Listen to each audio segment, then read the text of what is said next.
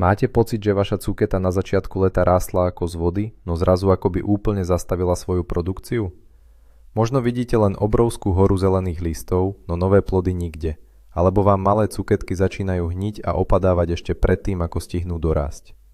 Ak sa v tomto spoznávate, nie ste sami. Dnes vám však ukážem jeden prekvapivý, no absolútne nevyhnutný krok, ktorý zmení všetko. Sľubujem vám, že ako náhle zistíte, čo presne musíte vašim rastlinám okamžite odrezať, začnú opäť rodiť ako bláznivé. Budete prekvapení, ale niekedy platí, že čím menej rastlina má, tým viac vám toho dokáže dať. Znie to trochu ako paradox však? Väčšina ľudí si totiž myslí, že čím je rastlina väčšia a zelenšia, tým je zdravšia. Pravda je však taká, že táto obrovská zelená hmota vašu úrodu doslova dusí a kradne jej všetku energiu. Takže, ak chcete vedieť, ako rastlinu šokovať k obrovskej produkcii a odhaliť tajomstvo, o ktorom sa v bežných príručkách často mlčí, pozerajte až do konca. Pripravte si nožnice, pretože ideme na to. A schválne, napíšte mi do komentárov, či ste už niekedy skúšali svoju zeleninu radikálne prestrihať, alebo ste sa toho doteraz báli. Aby sme pochopili, prečo musíme zasiahnuť, poďme sa na chvíľu pozrieť na to, ako cuketa vôbec funguje. Cuketa pochádza pôvodne z teplejších oblastí a je to neuveriteľne rýchlo rastúca plodina. Jej hlavným cieľom v prírode je čo najrýchlejšie vybudovať obrovskú listovú plochu, aby zachytila maximum slnečného svetla.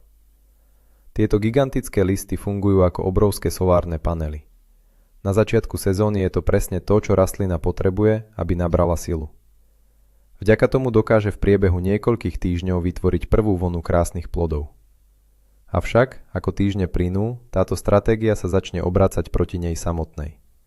Rastlina neustále tvorí nové a nové listy smerom od stredu von, zatiaľ čo tie staré, spodné, zostávajú na svojom mieste.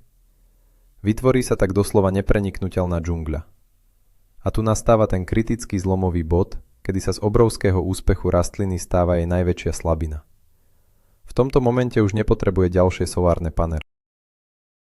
Naopak, potrebuje energiu premeniť na tvorbu kvetov a plodov. Ak jej s tým nepomôžeme, uviazne v cykle krmenia starého lístia a vy zostanete bez úrody.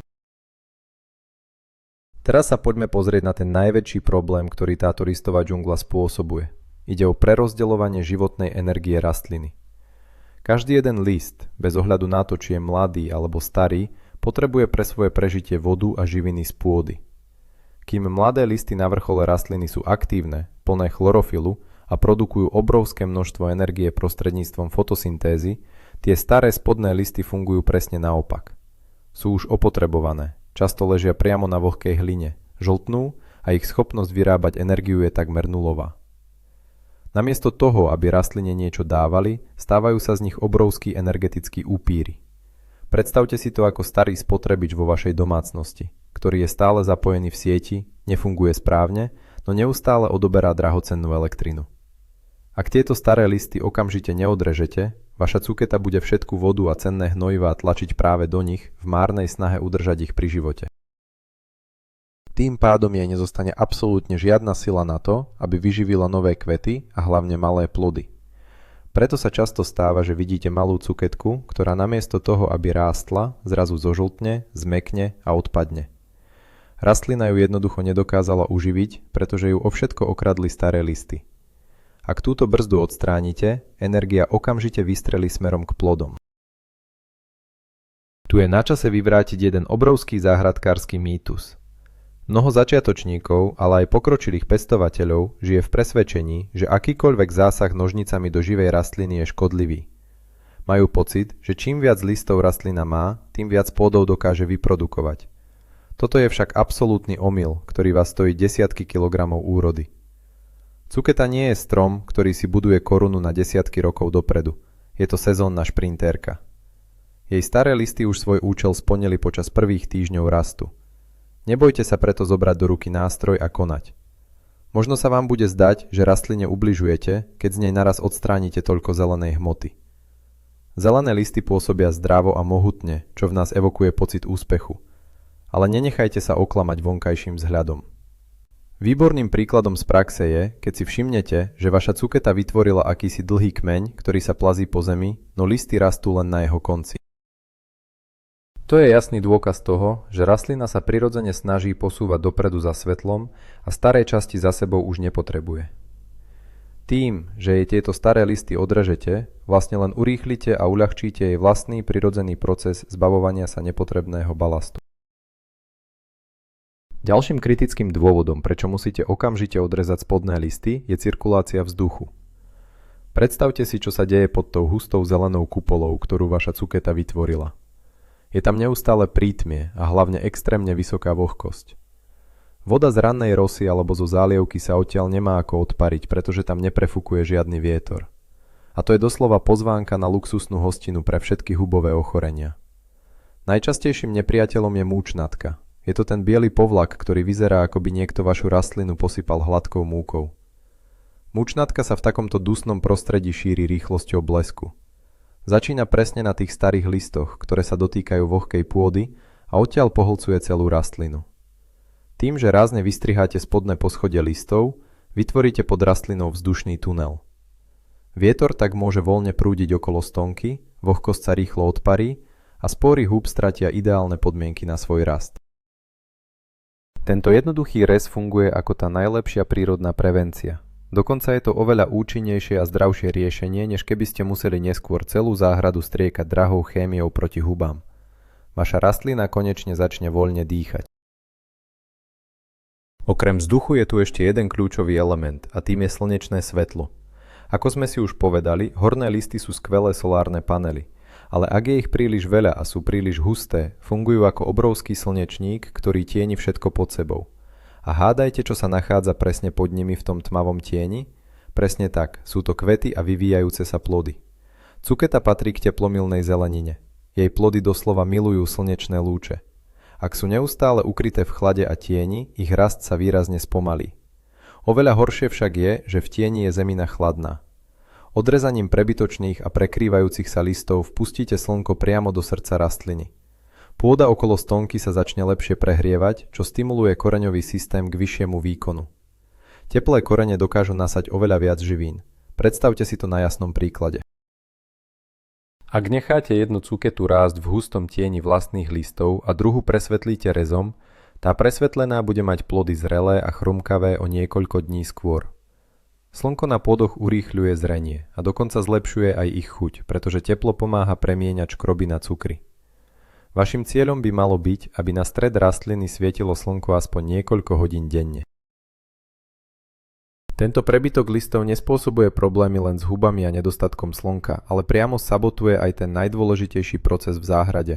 Hovoríme o opeľovaní. Cukety rovnako ako tekvice či uhorky majú oddelené samčie a samičie kvety. Aby sa z kvetu stala krásna cuketa, musí včela alebo čmeliak zobrať peľ zo samčieho kvetu a preniesť ho do toho samičieho. Problém nastáva vtedy, keď vaša rastlina vyzerá ako hustý, nepreniknuteľný les. Včely letia nad vašou záhradou, hľadajú potravu, no kvety sú tak hlboko ukryté pod obrovskými listami, že ich jednoducho nevidia. Hmyz nie je zvyknutý predierať sa ťažkým labyrintom, aby našiel jeden kvet. Radšej odletí k susedovi na rozkvitnuté kvety, ktoré vidí už z diaľky. A bez opelenia neexistuje žiadna úroda. Samičí kvet sa síce otvorí, chvíľu čaká, no ak nepríde včela, maličký plod za ním jednoducho zmekne, začne hniť od špičky a nakoniec odpadne. Toto si mnohí mýlia s nedostatkom vápnika alebo vody. V skutočnosti len včely nenašli cestu k cieľu. Keď odrežete tie obrovské listy, ktoré zakrývajú stred rastliny, kvety zrazu zasvietia do okolia ako žlté majáky. Príroda hneď vie, čo má robiť a vaša úroda bude zachránená vďaka lepšej viditeľnosti pre opeľovačov. Keď sa už rozhodnete pre tento dôležitý krok, musíte vedieť, ako presne postupovať, aby ste nenarobili viac škody ako úžitku. Výber správnych nástrojov a hygiena sú tu absolútne kľúčové veci.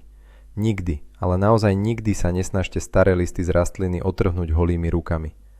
Stonky listov cukety sú prekvapivo pevné, duté a plné drobných chlpkov.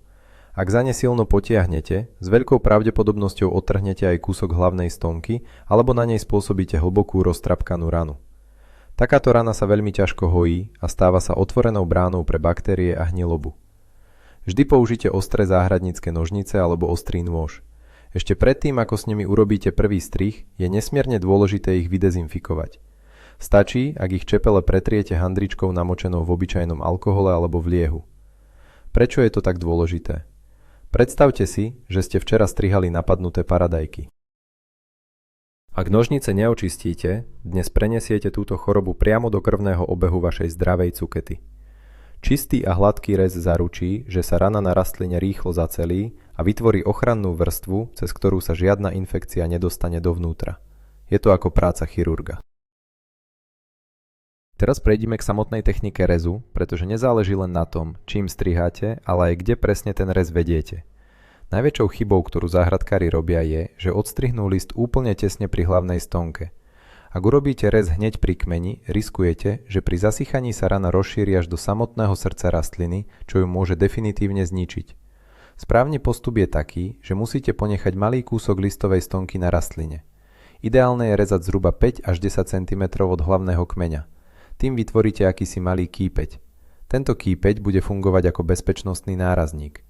Počas nasledujúcich dní začne prirodzene vysychať, zmení sa na suchú zátku a nakoniec počase sám odpadne, pričom hlavná stonka zostane úplne neporušená a zdravá. Je to brilantný mechanizmus, ktorým sa rastlina sama chráni, no vy jej musíte dať na to priestor. Ďalším dôležitým pravidlom je rezať tak, aby rez smeroval mierne šikmo nadol. Dôvod je prostý. Ak by ste odstrihli stonku rovno, vytvoríte na nej misku, v ktorej sa bude držať voda z dažďa alebo zo zálievky. A stojatá voda na otvorenej rane znamená takmer 100% istotu, že sa tam objaví hniloba. Šikmý rez zabezpečí, že voda po ňom jednoducho stečie preč. Ktoré listy by ste teda mali zobrať útokom ako prvé? Začnite pekne od spodu a postupujte systematicky. Vašim prvým cieľom sú všetky listy, ktoré sa priamo dotýkajú zeme. Tie sú najviac ohrozené vlhkosťou, škodcami a chorobami z pôdy. Následne sa zamerajte na listy, ktoré už zjavne strácajú svoju tmavozelenú farbu. Ak vidíte list, ktorý je žltý, bledý alebo má na sebe hnedé a suché fľaky, musí ísť okamžite preč. Tieto listy už neplnia žiadnu funkciu, len vyčerpávajú rastlinu. Taktiež bez milosti odstráňte všetky listy, ktoré vykazujú hoci len najmenšie náznaky mučnatky. Nepokúšajte sa ich liečiť, je to strata času. Keď vyčistíte toto spodné a choré poschodie, pozrite sa na stred rastliny. Ak zistíte, že niektoré zdravé listy rastú priamo cez seba, krížia sa a vytvárajú extrémne hustý úzol, odstráňte aj tie. Snažte sa vytvoriť tvar podobný otvorenému poháru alebo lieviku. Svetlo by malo dopadať priamo do stredu. Dobrým pravidlom je odstrániť všetky listy, ktoré rastú popod vyvíjajúce sa cukety. Tým plodom zabezpečíte nielen slnko, ale zamedzíte aj tomu, aby po vlhkých listoch k pôdom liezli slimáky, ktoré milujú mladé a chrumkavé cukety. Každý odrezaný list je malým krokom k veľkej úrode. Pri tejto očiste sa nemusíte zameriavať iba na samotné listy. Veľa pestovateľov si vôbec neuvedomuje, že obrovským žrútom energie sú aj prebytočné kvety, zvlášť tie samčie. Ako ich spoznáte? Samčí kvet rastie na dlhej, tenkej stonke a nemá za sebou žiaden malý zárodok plodu. Slúži výhradne na to, aby poskytol peľ. Rastliny cukety majú často vo zvyku, hlavne v stresových obdobiach alebo na začiatku sezóny, produkovať neprimerane veľa samčích kvetov. Ak vidíte, že vaša rastlina má otvorených 10 samčích kvetov, ale len 1 alebo 2 samičie, je to zbytočné plytvanie jej silami. Všetky tieto kvety musí rastlina živiť a zásobovať vodou. Tu prichádza ten skvelý trik. Pokojne môžete polovicu z týchto samčích kvetov odstrihnúť.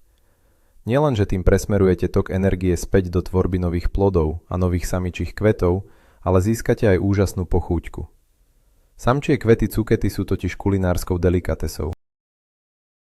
Môžete ich naplniť syrom, obaliť v jemnom cestíčku a vypražiť, alebo ich jednoducho nakrájať do letného šalátu. Znamená to, že aj samotný proces omladzovania rastliny vám prinesie prvú, veľmi chutnú mini úrodu priamo na stôl.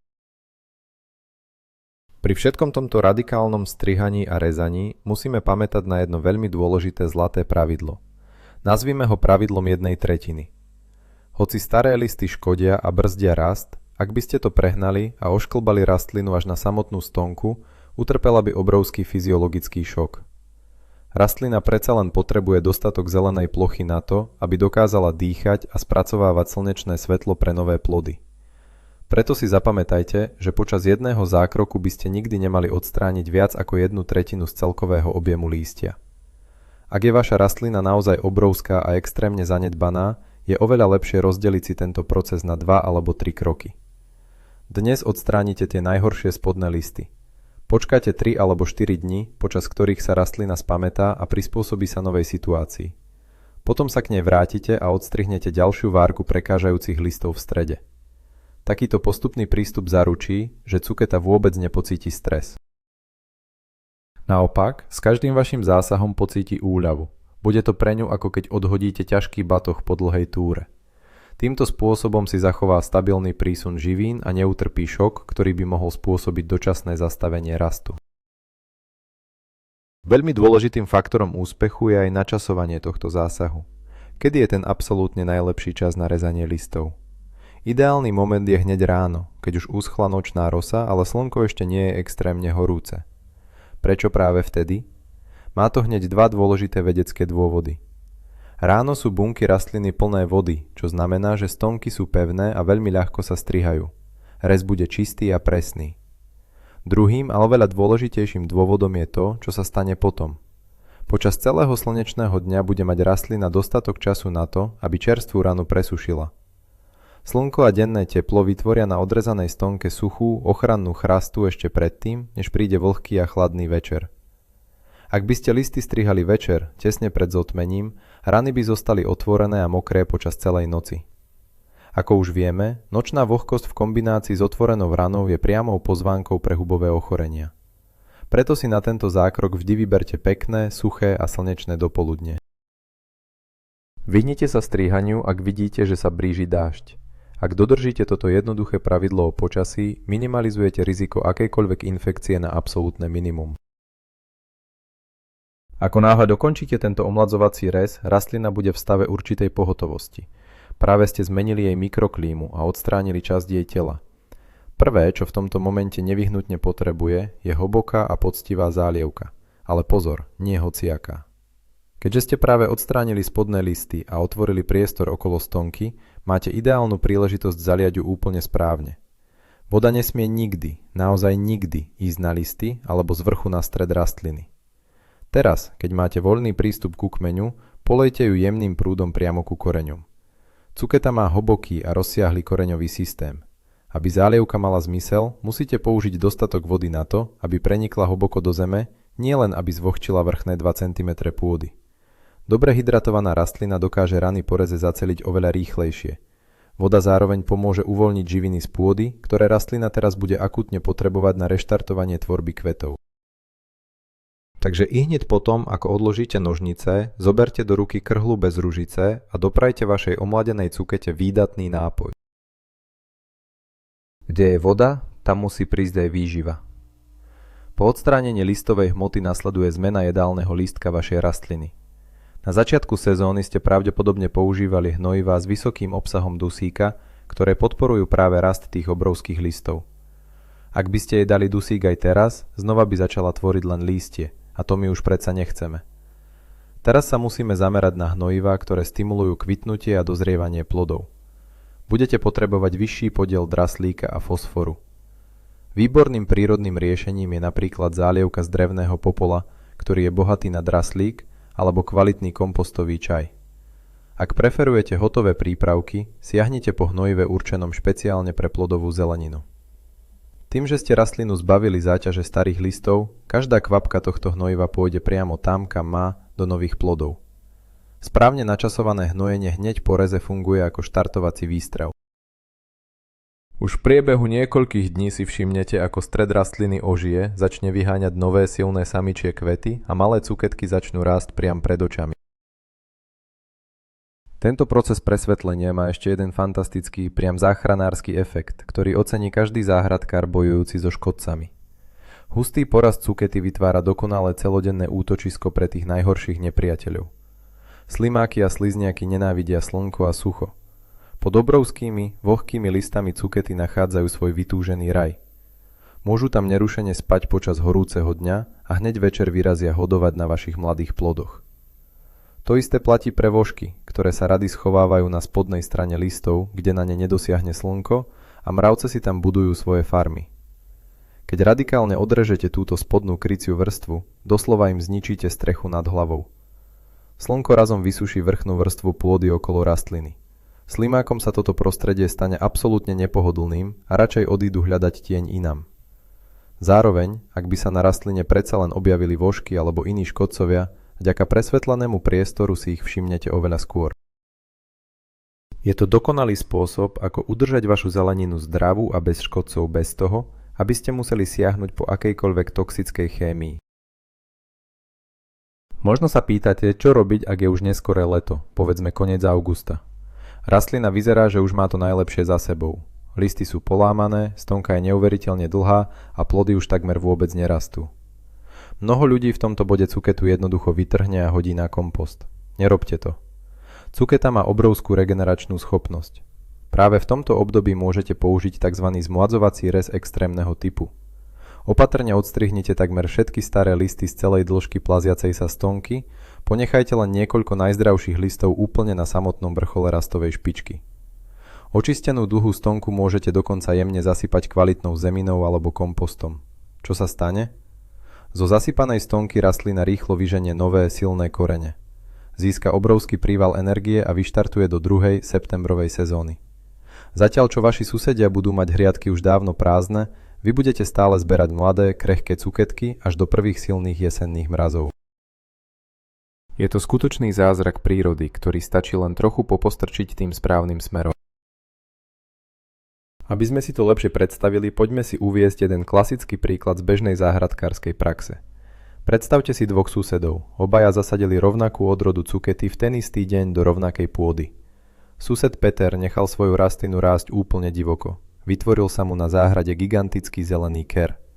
Radoval sa, ako sa jej darí, ale pod listami nachádza len zahnívajúce plody a nakoniec mu celú rastlinu zožrala biela pleseň. Sused Milan naopak nebol lenivý. Pravidelne každý víkend prešiel s čistými nožnicami a odstránil 2 alebo 3 najstaršie listy. Jeho rastlina síce nevyzerala z diaľky tak mohutne, ale mala dokonale vetraný stred, kvety svietili do diaľky pre včely a plody rástli čisté, bez kontaktu s vlhkou hlinou. Zatiaľ čo Peter vyhodil svoju chorú rastlinu už v polovici augusta, Milan zbieral krásne zdravé plody ešte koncom septembra a rozdával ich celej rodine. Tento príklad nie je vymyslený. Je to presná realita toho, čo urobí jeden jednoduchý mechanický zásah s budúcnosťou vašej úrody. Zásah je minimálny, no výsledky sú astronomické. Čo však urobiť s tou obrovskou hromadou odrezaných listov, ktoré vám teraz zostali ležať vedľa hriadky? Tu musíte byť veľmi opatrní a prísni. Nie všetky listy sú rovnaké. Ak ste odrezali krásne zelené, no len prebytočné listy, bez známok akejkoľvek choroby, môžete ich spokojným svedomím hodiť do kompostu. Vďaka tomu, že sú plné vody, sa veľmi rýchlo rozložia a obohatia váš kompost. Situácia sa však radikálne mení, ak ste odrezali listy, ktoré boli hoci len trochu žlté, mali na sebe hnedé fľaky, alebo nebodaj ten známy biely povlak múčnatky. Tieto listy v žiadnom prípade nepatria na kompost. Spory húb dokážu v komposte bez problémov prežiť aj niekoľko rokov. Ak by ste takýto kompost na jar použili do záhrady, sami by ste si rozniesli chorobu priamo k novým rastlinám. Všetky podozrivé a choré listy musíte spáliť, alebo ich jednoducho vyhodiť do komunálneho odpadu mimo vašu záhradu. Je to dôležitý krok k tomu, aby ste udržali celú vašu záhradu v dobrej kondícii do ďalších rokov. Hygiena nekončí len pri čistení nožníc.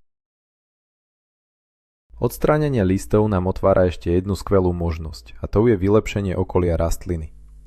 Keďže sme odstránili tú širokú sukňu listov, zrazu sa nám pod rastlinou zjavil voľný priestor. Toto je ideálny moment na aplikáciu mulču. Ak okolie stonky zasypete tenkou vrstvou slamy alebo posekanej suchej trávy, urobíte pre cuketu obrovskú službu. Slama udrží vlhkosť v pôde, čo je kľúčové v horúcich letných dňoch, ale zároveň vytvorí suchú bariéru medzi pôdou a novými rastúcimi plodmi. Keď si nová cuketka ľahne na čistú slamu, zostane suchá zo spodu, čím úplne eliminujete riziko hniloby, aj keby husto pršalo. Navyše, svetlý mulč odráža slnečné svetlo aj zo spodnej strany, čo robí prostredie pre spomínané hubové ochorenia absolútne neznesiteľným. Tento krok, ktorý je možný urobiť iba vtedy, ak ste rastlinu predtým radikálne prestrihali, uzavrie celý cyklus správnej starostlivosti. Spojenie rezu a následného mulčovania je tajnou zbraňou každého skúseného pestovateľa, ktorý chce zbierať pôdy na kilogramy. Nakoniec sa musíme vysporiadať s tým najväčším problémom a tým je vaša vlastná psychologická bariéra. Mnohí z vás teraz možno prikyvujú, chápu zmysel celého procesu, ale keď prídu do záhrady a postavia sa nad tú krásnu zelenú rastlinu s nožnicami v ruke, zastaví ich strach. Strach z toho, že rastline ublížia alebo že celú úrodu pokazia. Musíte tento pocit prekonať.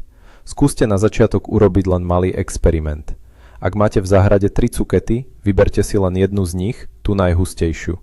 Ostrihajte jej presne podľa tohto návodu všetky spodné a staré listy, prevzdušnite jej stred a tie zvyšné 2 rastliny nechajte tak ako sú. Budete mať vlastné laboratórium. Už o 2 týždne zbadáte ten neuveriteľný rozdiel.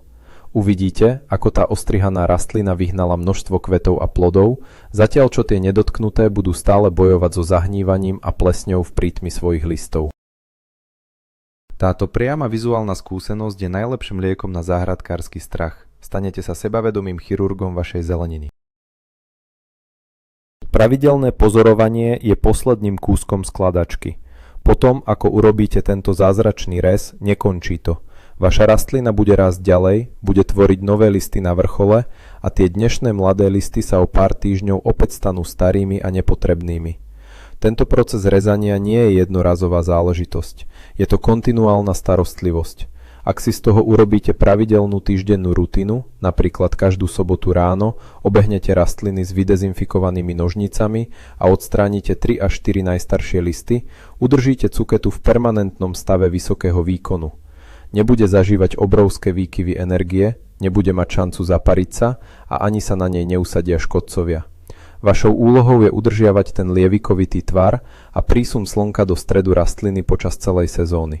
Ak si osvojíte tento rytmus, garantujem vám, že na konci leta už nebudete vedieť, čo s toľkými cuketami robiť a budete ich musieť rozdávať všetkým susedom a známym. To je tá chvíľa, keď viete, že ste ako záhradkár uspeli. A sme vo finále.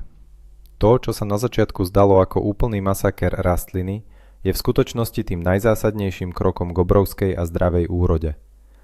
Odrezaním starých, energeticky náročných listov nielenže ochránite vašu cuketu pred zničujúcou mučnatkou a škodcami, ale doslova ju prinútite presmerovať všetku svoju silu do tvorby nových kvetov a nádherných chrumkavých plodov. Otvorili ste cestu pre slnko, pozvali ste kvetom včely na opelenie a zbavili ste sa zbytočnej záťaže. Výsledok uvidíte na vlastné oči už o niekoľko dní, keď vás rastlina prekvapí čerstvou vlnou produkcie. Ďakujem, že ste sledovali toto video až do konca a verím, že z vás teraz padol strach zo záhradníckych nožníc. Ak sa vám tieto rady páčili a pomohli vám zachrániť vašu zeleninu, nezabudnite nám dať odber, aby ste nezmeškali ďalšie overené záhradkárske tajomstvá a určite kliknite na like. A teraz mám na vás dôležitú otázku.